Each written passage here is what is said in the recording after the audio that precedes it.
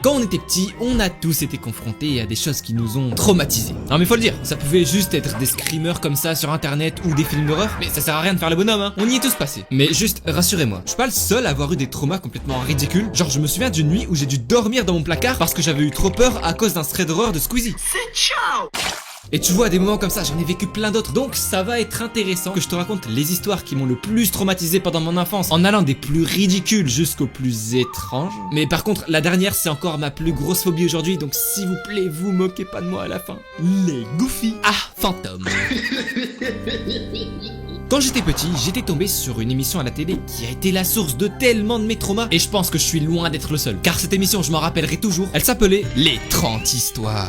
Alors en gros le concept c'était une espèce de compilation d'histoires invraisemblables. Genre je m'en souviens d'une qui racontait la fois où un parachutiste avait survécu à une chute de 10 000 mètres. Non mais me demandez pas comment c'est possible. En fait il avait oublié son parachute et à ce moment là je sais pas il a dû se chier dessus et du coup la merde a amorti sa chute. Mais moi l'histoire qui m'a trauma ça s'est passé dans une variante de cette émission qui s'appelait Les 30 histoires mystérieuses. Du coup même concept sauf que là ça parle uniquement d'histoires paranormales ou de phénomènes inexpliqués qui ont été filmés. Mais je vais pas te mentir que pour la plupart c'était juste des mises en scène goofy avec des photomontages mal faits. Genre premier degré, je me souviens d'une vidéo où c'était juste un mec en costume blanc qui courait dans un cimetière pendant la nuit. Sauf que les commentateurs de l'émission devant ça, fallait voir comment ils surjouaient la comédie. T'avais l'impression que pour eux c'était un phénomène de fou. Oh mon dieu, regardez là-bas, c'est un fantôme. On a enfin réussi à filmer un phénomène paranormal. Ah mais en termes de comédie, Neymar Prime à côté c'était rien du tout.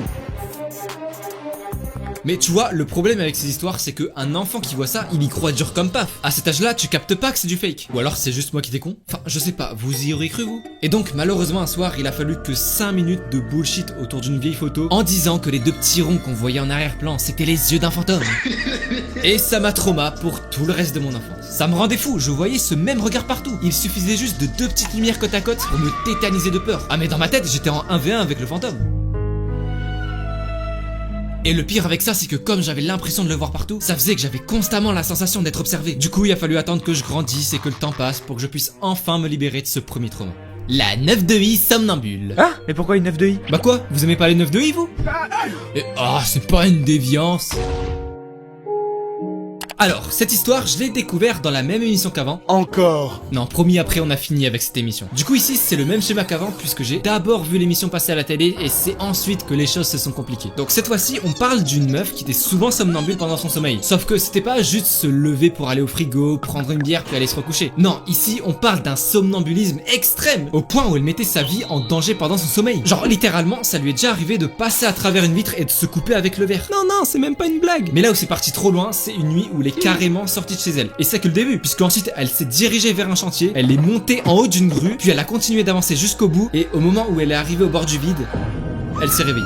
Non mais ça y est, commencez pas à m'insulter, je vous ai déjà dit que cette émission nous prenait pour des cons. Mais encore une fois, quand j'ai vu ça, j'étais petit, donc j'y ai cru. Et croyez-moi que après avoir vu ça, chaque nuit qui ont suivi était horrible. Je me retrouvais bloqué dans une boucle infernale où j'imaginais toutes les dingueries que je pouvais faire si jamais je devenais somnambule. Sauf que le fait d'y penser, ça m'empêchait de dormir. Mais derrière, ça me laissait encore plus de temps pour y penser, donc chaque nuit c'était vraiment un enfer. D'autant plus que malgré mon âge, j'étais déjà conscient que plus tu penses fort à quelque chose, plus t'as de chances de rêver de ce truc. Donc au bout d'un moment, je m'étais moi-même convaincu que si je m'endormais, j'allais forcément devenir somnambule et que ça serait la fin pour moi. Mais bon, heureusement ça m'est jamais arrivé et j'espère sincèrement que ça n'arrivera à aucun d'entre vous. Et d'ailleurs si t'as bien aimé le passage avec la 9 de I, on peut s'arranger pour qu'elle revienne dans les prochaines vidéos. Mais pour ça il va falloir qu'on dépasse les 50 000 abonnés. Donc tant que tu ne t'abonnes pas, je partagerai pas.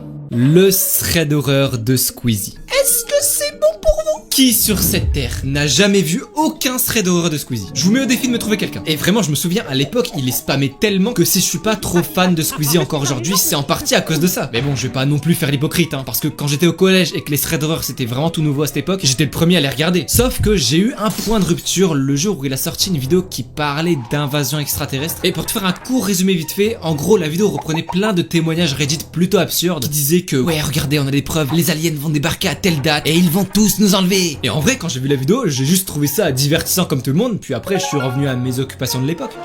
Mais tout a basculé la veille de la date présumée de l'arrivée des aliens. Car le soir, j'arrêtais pas d'y penser, et là ça fait comme l'histoire avec la somnambule. Plus j'y pensais, plus j'y croyais. Puis au bout d'un moment, j'étais tellement terrifié à l'idée que ça puisse arriver que je me suis mis à élaborer des stratégies de survie. Car là, je me souviens, je m'étais dit que si il débarquait la nuit pendant mon sommeil, j'étais foutu. Donc pour remédier à ça, j'ai tout simplement dormi dans mon placard. Et là, vous allez me dire, mais comment c'est possible de dormir dans ton placard? Et ben en fait, c'est simple, vu que j'ai le même placard que Harry Potter. C'est-à-dire en longueur sous un escalier. Et donc là, dans ma tête, c'était le move du siècle. Je m'imaginais déjà les aliens débarquer et prendre le seum parce qu'il y avait personne dans la pièce. Mais le plus drôle, c'est que ça s'arrête pas là, car pendant la nuit, juste avant de me réveiller, j'ai rêvé de l'arrivée des aliens chez moi. Donc je te laisse imaginer le niveau d'angoisse que j'ai eu pendant tout le reste de la journée. Puis bon, au final, le jour passe, il se passe rien et je peux reprendre ma vie normale. Et d'ailleurs, peut-être que toi aussi t'as vécu des traumas de ce même type, et si c'est le cas, je t'invite à partager ça dans les commentaires, ça pourrait peut-être t'aider à t'en libérer. Les poupées. Mon Chicho Bello, tu es toujours malade.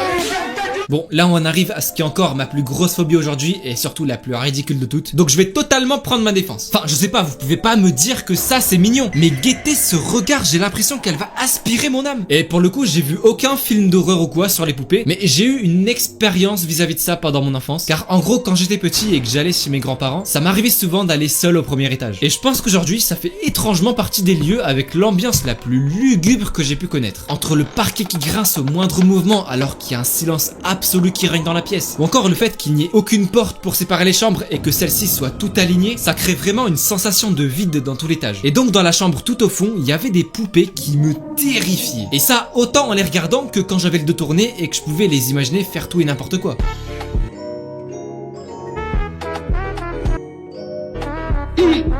Mais pendant une nuit, c'est parti trop loin. J'ai fait un rêve où je devais traverser toutes les chambres une par une pour choisir dans laquelle j'allais dormir, sauf que chacune d'entre elles était remplie de poupées qui m'observaient. Ah mais à partir de là, j'avais qu'un seul but en tête, c'était de traverser toutes les pièces au plus vite possible dans l'espoir d'en trouver une qui était normale. Et figurez-vous que j'ai réussi. Non, GG, ça s'applaudit. Mais vraiment, hein, encore aujourd'hui, je me décomposerais sur place si une telle chose devait arriver. Mais entre nous, si là je me retrouve face à une poupée qui me menace, couteau à la main ou pas, je la bats. Quoi? Non mais à la bagarre, je la bats à la bagarre. Mais comment ça? Tu te bases sur quoi pour dire ça, sale misogyne? Bah t'as vu, c'est la différence de taille, tout ça. Vas-y, viens maintenant, affronte mon regard. Ah ouais, là ça craint, hein. Je vais peut-être y aller.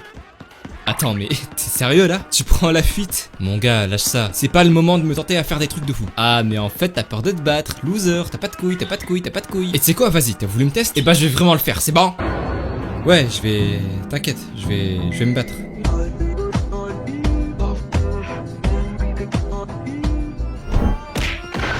Ah, vas-y, en vrai, elle avait raison, la petite voix dans ma tête. Si je prends la fuite maintenant, je vais jamais pouvoir vaincre ma phobie.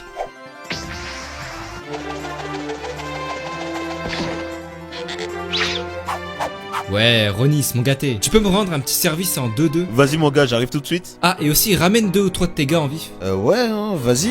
Ah, franchement, merci les gars, vous êtes des bons. T'inquiète, on s'occupe bien d'elle ici. Ouais, maintenant t'as trop le seum.